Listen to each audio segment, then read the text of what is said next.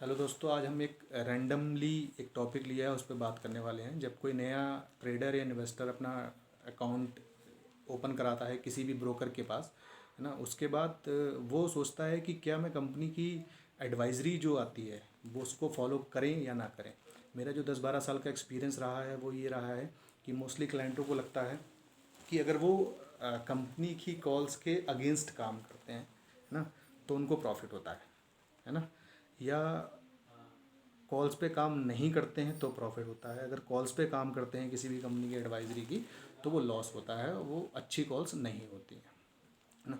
तो कहीं ना कहीं आप ये क्लाइंट का पॉइंट ऑफ व्यू। अब अगर आप कंपनी की बात करते हैं तो कंपनी की जो सक्सेस रेशियो होता है वो मोर देन 80% आता है। तो फिर ये ऐसा क्यों है, ऐसी प्रॉब्लम क्यों है ना। क्लाइंट का कुछ और इशू है और company more than 80% success ratio पे काम कर रही है। और दूसरी चीज़ ये है कि अगर किसी भी एडवाइज़र या एनालिस्ट की अगर कोई कॉल्स अच्छी नहीं होंगी तो क्या कंपनी उनको रखेगी? नहीं रखेगी, है ना। तो कहीं ना कहीं कोई इशू अलग है ना।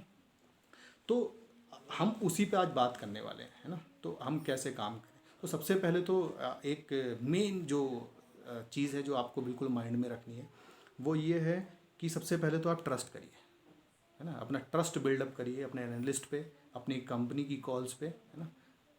पहला काम आपको क्या करना है, ट्रस्ट बनाना है ना। विदाउट ट्रस्ट आप ट्रेड नहीं कर पाएंगे, आपको कॉन्फिडेंस नहीं आएगा, कन्विक्शन नहीं आएगा और आपको प्रॉफिट नहीं होगा, है ना। तो कहीं ना कहीं कंपनी जो भी कॉल्स देती है, आप नॉर्मल चीज़ समझिए, वो 80% सक्सेस रेशियो बता रही हैं। अगर 30% भी सक्सेस रेशियो होता है तो कहीं ना कहीं फिर भी क्लाइंट प्रॉफिट में रहेगा। मैं आपको एक एग्जांपल देता हूँ कि अगर 10 कॉल्स आती हैं इंट्राडे की, ठीक है, कस्टमर को 10 कॉल्स एनालिस्ट देता है ना। और अगर जो नॉर्मली कॉल्स होती हैं 1:3 के रेशियो पे काम करती है, मतलब ₹1 का स्टॉप लॉस अगर होगा तो ₹3 का टारगेट उसमें होता है। अगर 7 कॉल उसकी फेल होती हैं, है ना, तो ₹7 आपके लॉस हुए क्योंकि ₹1 का स्टॉप लॉस है ना।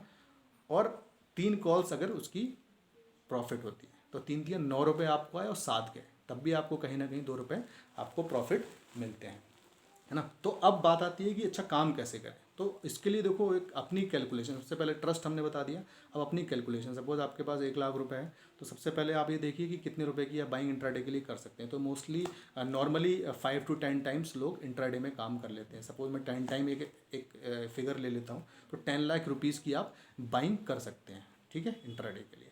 फिर बात आती है कि कितनी कॉल्स पर डे आ रही हैं। सपोज उसकी कॉल आती हैं 10, है ना, 10 कॉल्स पर ले लेते हैं, तो 10 कॉल्स आ रही हैं एक दिन में, है ना, और आपके पास रुपए कितने हैं, 10 लाख रुपए। तो अब आपको पहले ही डिसाइड कर लेना है कि हर कॉल पे मैं 1-1 लाख रुपए इन्वेस्ट करूँगा, क्वांटिटी नहीं। आपको क्या करना है, आपको फंड कितना लगाना है वो देखना है ना। तो आपको हर कॉल पे 1-1 लाख रुपए लगाना है। अगर 5 कॉल्स आती हैं तो 2-2 लाख रुपए की बाइंग करनी है, चाहे 100 शेयर्स आएँ चाहे 1000 शेयर आएँ, किसी भी कॉल पे। सपोज महंगा शेयर है उसकी कम क्वांटिटी आएंगी, सस्ता है उसकी ज़्यादा क्वांटिटी आएंगी, तो लेकिन आपको बाय वही करना है ना। कि सपोज आपको 2 लाख रुपए की ही बाइंग करनी है। प्रॉपर जो वो स्टॉप लॉस दे रहा है वो आपको फॉलो करना है, जो टारगेट दे रहा है आपको वो फॉलो करना है ना। तो एक बार हम इस प्रैक्टिस के साथ काम करें, है ना। तो मैं आप लोगों को सजेस्ट ये करूँगा कि एक बार आप ज़रूर इस पे काम करें, है ना। जो भी कॉल्स आ रही हैं सारी इंट्राडे वाली जो कॉल्स हैं उन सब पे काम करें, और जितना फंड अवेलेबल है आप उन कॉल्स में डिवाइड करके उतनी की ही बाइंग करें, चाहे क्वांटिटी कुछ भी हो, है ना। 100 क्वांटिटी हो, 1000 क्वांटिटी हो, फंड हमें इन्वेस्ट करना है ना कि क्वांटिटी इन्वेस्ट करना है ना। पता लगता है मैंने HDFC बैंक भी 1000 खरीद लिए, ठीक है, और मैंने M&M फाइनेंस भी 1000 खरीद लिए, तो वो नहीं करना है ना। वो आपको देखना है कि आपको 2 लाख रुपए या जो भी लिमिट है हर कॉल पे मैंने डिसाइड कर रखी है, सिर्फ उतना ही इन्वेस्ट करना है। देन आप मैजिक देखिएगा, आपको डेफिनेटली प्रॉफिट होगा। मैं आपको गाइस बता रहा हूँ कि अगर 30% का भी सक्सेस रेशियो रहता है किसी भी एडवाइज़र का, you will get profit, definitely you will get profit.